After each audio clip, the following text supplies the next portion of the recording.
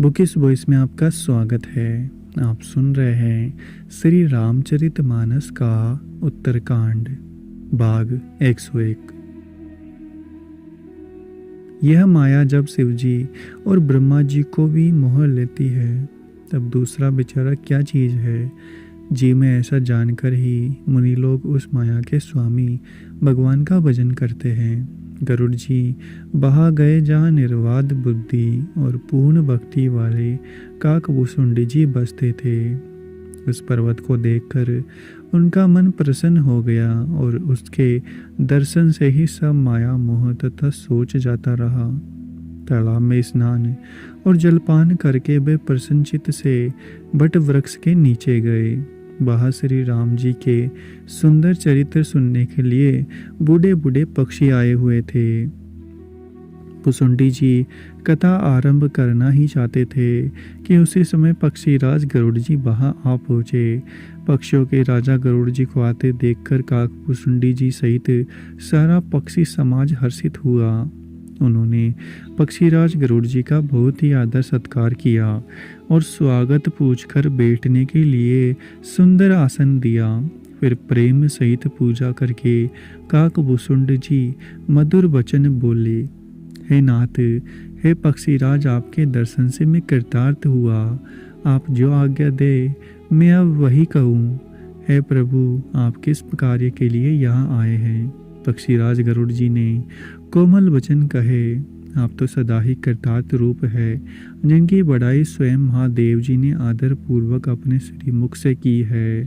हे तात, सुनिए, मैं जिस कारण से आया था वह सब कार्य तो यहाँ आते ही पूरा हो गया। फिर आपके दर्शन भी प्राप्त हो गए। आपका परम पवित्र आश्रम देखकर ही मेरा मोह, संदेह और अनेक प्रकार के भ्रम सब जाते रहे।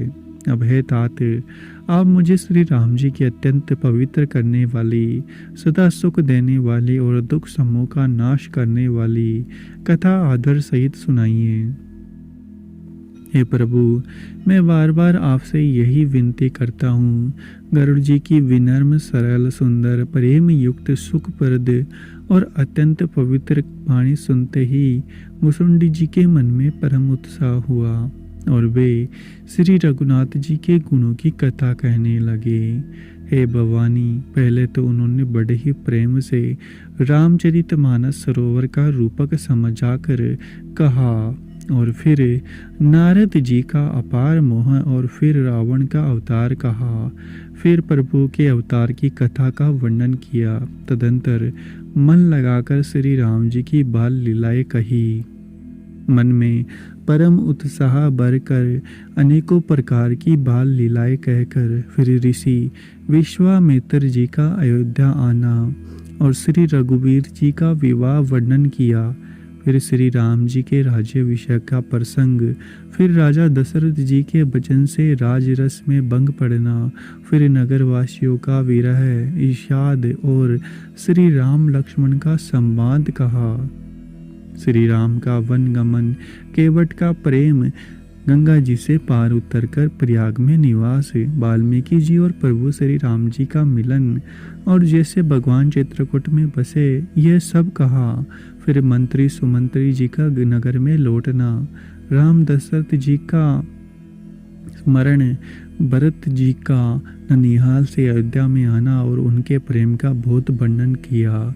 राजा की अंत्येष्टि क्रिया करके नगरवासियों के साथ से लेकर भरत जी वहाँ गए जहाँ सुख की राशि प्रभु श्री राम जी थे। फिर श्री रघुनाथ जी ने उनको बहुत प्रकार से समझाया जिससे वे खड़ाऊ लेकर अयोध्यापुरी लौट आए। ये सब कथा कही।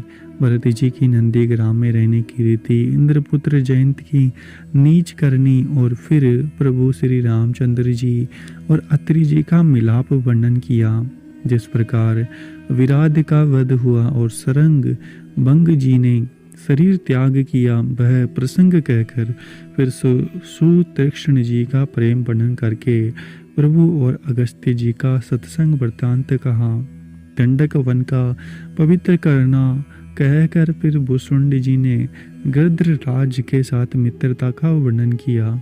फिर जिस प्रकार प्रभु ने पंचवटी में निवास किया और सब मुनियों के भय का नाश किया, और फिर जैसे लक्ष्मण जी ने अनुपम उपदेश दिया और शूर्पणखा को कुरूप किया, वह सब वर्णन किया।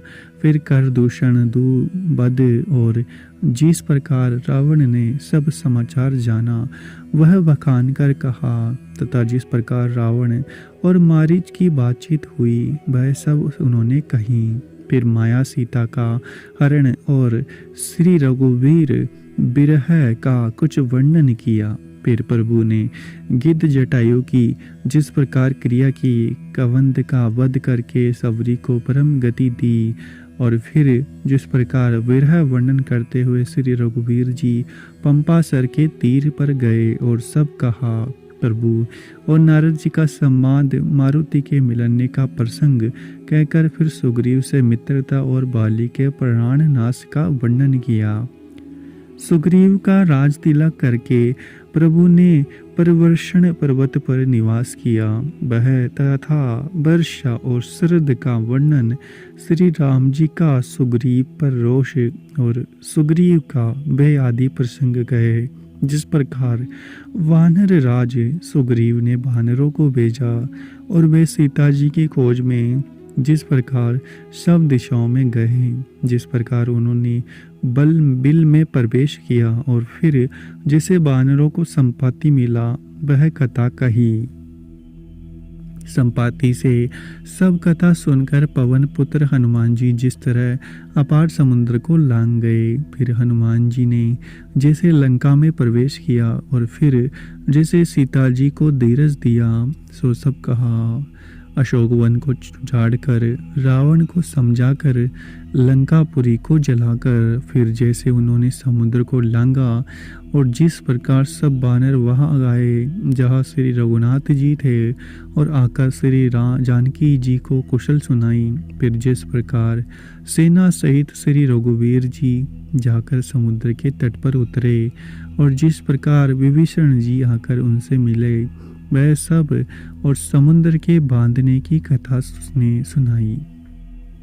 पुल बांध कर जिस प्रकार वानरों की सेना समुद्र के पार उतरी और जिस प्रकार वीर श्रेष्ठ बाली पुत्र अंगद दूत बनकर गए, वह सब कहा। फिर राक्षसों और वानरों के युद्ध का अनेकों प्रकार से वर्णन किया। फिर कुंभकर्ण और मेघनाथ के बल पुरुषार्थ और संहार की कथा कही। नाना प्रकार के राक्षस समूह के मरण तथा श्री रघुनाथ जी और रावण के अनेक प्रकार के युद्ध का वर्णन किया।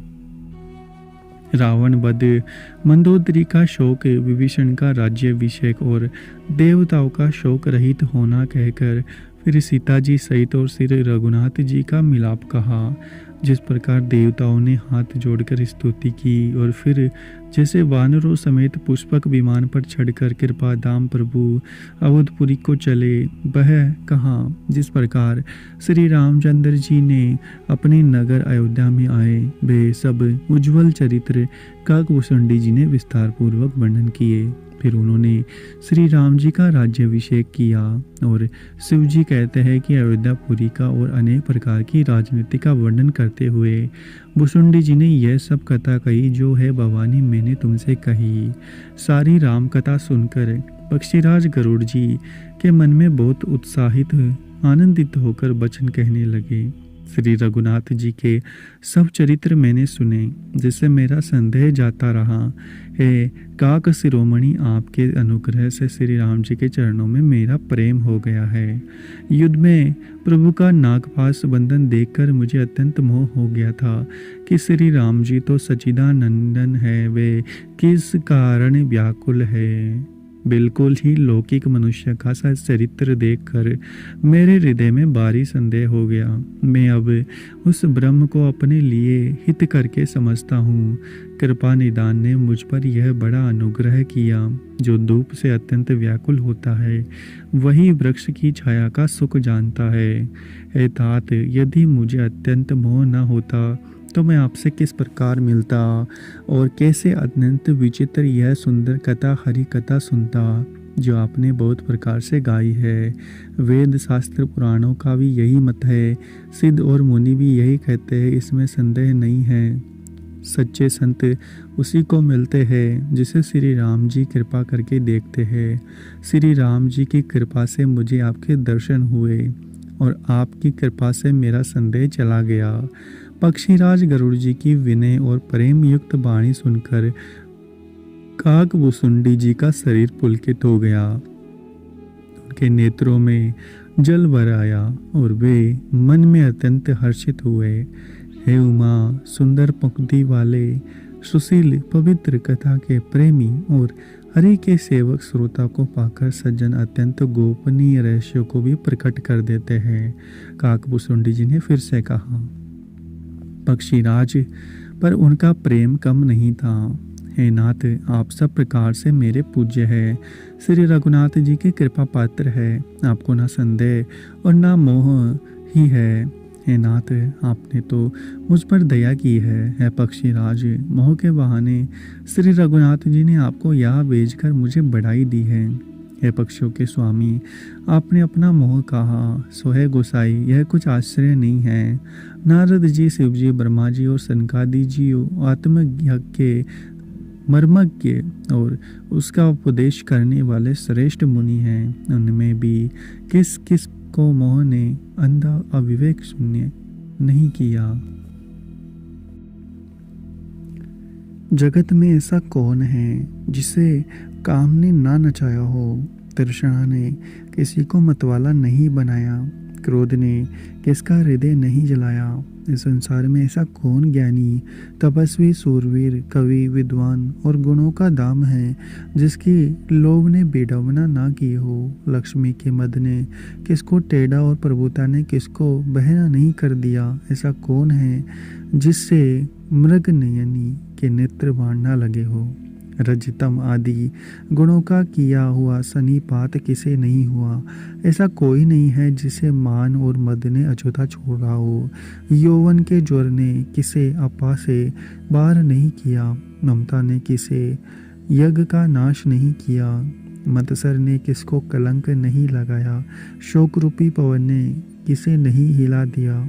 चिंता रूपी सांप ने किसे नहीं खा लिया। जगत में ऐसा कौन है जिसे माया ना व्यापी हो। मनोरथ कीड़ा है, शरीर लकड़ी है, ऐसा धैर्यवान कौन है जिसके शरीर में वह कीड़ा ना लगा हो। पुत्र की, धन की और लोक प्रतिष्ठा की इन तीन प्रबल इच्छाओं ने किसको बुद्धि मलिन नहीं कर दिया। यह सब माया का बड़ा बलवान परीर है, यह अपार है, इसका वर्णन कौन कर सकता है। शिवजी और ब्रह्मा जी भी जिसे डरते हैं, तब दूसरे जीव तो इसकी गिनती ही क्या है। माया की प्रचंड सेना संसार भर में छाई हुई है। काम आदि उसके सेनापति है और दंभ, कपट और पाखंड योद्धा है। वह माया श्री रघुवीर की दासी है। यद्यपि समझ लेने पर वह मिथ्या ही है, किंतु वह श्री राम जी की कृपा के बिना छूटती नहीं। हे नाथ, यह मैं प्रतिज्ञा करके कहता हूँ, जो माया सारे जगत को नचाती है और जिसका कहानी करनी जिसी ने नहीं लख पाया है खगराज गरुड़ जी, वही माया प्रभु श्री राम जी के भ्रुकुटी के इशारे पर अपने समाज सहित नटी की तरह नचाती है। श्री राम जी वही सच्चिदानंदन है जो अजन्म विज्ञान स्वरूप और बल के दाम सर्वव्यापक एवं व्याप्य अखंड अनंत संपूर्ण अमोघ शक्ति, जिसकी शक्ति कभी व्यर्थ नहीं होती और 6 ऐश्वर्यों से युक्त भगवान है। वे निर्गुण, माया के गुणों से रहित, महान वाणी और इंद्रियों से परे, सब कुछ देखने वाले, निर्दोष, अजय, ममता रहित, निराकार, मोह रहित, नित्य, माया रहित, सुख की राशि, प्रकृति से परे प्रभु, सदा सबके हृदय में बसने वाले, इच्छा रहित, विकार रहित, अविनाशी ब्रह्म है। यहाँ मोह का कारण ही नहीं है। क्या अंधकार का समूह कभी सूर्य के सामने जा सकता है। कृपा निदान भगवान प्रभु श्री रघुनाथ जी ने भक्तों के लिए राजा का शरीर धारण किया। और साधारण मनुष्यों से अनेकों परम पावन चरित्र करवाए। जैसे कोई नट अनेक वेश धारण करके नृत्य करता है और वही जैसा वेश होता है उसी के अनुकूल भाव दिखाता है, पर स्वयं वह उनमें से कोई नहीं हो जाता। हे गरुड़ जी, ऐसे ही श्री रघुनाथ जी की लीला है, जो राक्षसों को विशेष मोहित करने वाली और भक्तों को सुख देने वाली है। हे स्वामी, जो मनुष्य मलिन बुद्धि, विषयों के बस और कामी हैं, वही प्रभु पर इस प्रकार मोह का आरोप करते हैं। जब जिसको नेत्र दोष होता है, तब वह चंद्रमा को पीले रंग का कहता है। हे पक्षीराज, जब जिसे दिशा भ्रम होता है, तब वह कहता है कि सूर्य पश्चिम में उदय हुआ है। नौका पर चढ़ा हुआ मनुष्य जगत को चलता हुआ देखता है और मोह बस अपने को अचल समझता है।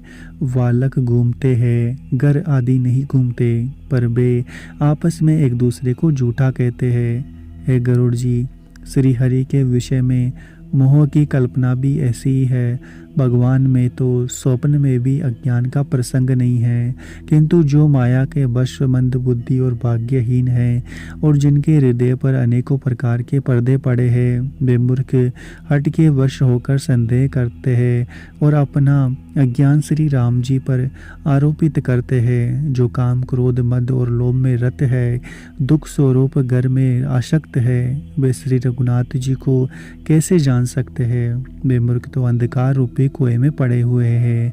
निर्गुण रूप अत्यंत सुलभ है, परंतु गुणातीत दिव्य सगुण रूप को कोई जान नहीं था। इसलिए उन सगुण भगवान के अनेक प्रकार के सुगम और अगम चरित्रों को सुनकर मुनियों के भी मन को भ्रम हो जाता है। हे पक्षीराज गरुड़ जी, श्री रघुनाथ जी की प्रभुता सुनिए। मैं अपनी बुद्धि के अनुसार वह स्वावनी कथा कहता हूँ। हे प्रभु, मुझे जिस प्रकार मोह हुआ वह सब कथा भी आपको सुनाता हूँ। हे तात, आप श्री राम जी के कृपा पात्र हैं। श्री हरि के गुणों में आपकी प्रीति है, इसलिए आप मुझे सुख देने वाले हैं। इसी से मैं आपसे कुछ भी नहीं छिपाता और अत्यंत रहस्य की बातें आपको गाकर सुनाता हूँ। श्री रामचंद्र जी का सहज स्वभाव सुनिए। वे भक्त में अभिमान कभी नहीं रहने देते, क्योंकि अभिमान जन्म मरण रूप संसार का मूल है और अनेक प्रकार के कलेशों तथा समस्त शोकों का देने वाला है। इसलिए कृपा निधि उसे दूर कर देते हैं, क्योंकि सेवक पर उसकी बहुत ही अधिक ममता है। गोसाई, जैसे बच्चे के शरीर में फोड़ा हो जाता है तो माता उसे कठोर हृदय की बाती चिरा डालती है।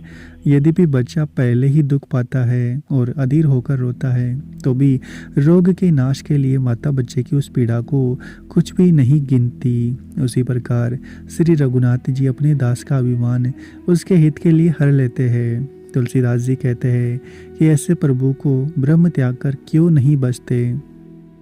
ये पक्षीराज गरुड़ जी, श्री राम जी की कृपा और अपनी जड़ता की बात कहता हूँ, मन लगाकर सुनिए। जब जब श्री राम जी मनुष्य शरीर धारण करते हैं और भक्तों के लिए बहुत सी लीलाएं करते हैं, तब तब मैं अयोध्यापुरी जाता हूँ और उनकी बाल लीला देखकर हर्षित होता हूँ। वहाँ जाकर मैं जन्म महोत्सव देखता हूँ और भगवान की शिशु लीला में लुभाकर 5 वर्ष तक वही रहता हूँ। बालक रूप श्री राम जी मेरे इष्ट है, जिनके शरीर में अरबों कामदेवों की शोभा है। हे गरुड़ जी, अपने प्रभु का मुख देखकर मैं नेत्रों को सफल करता हूँ। छोटे से कौवे का शरीर धार कर भगवान के साथ साथ फिरकर मैं उनके बाती बाती के बाल चरित्रों को देखता हूँ।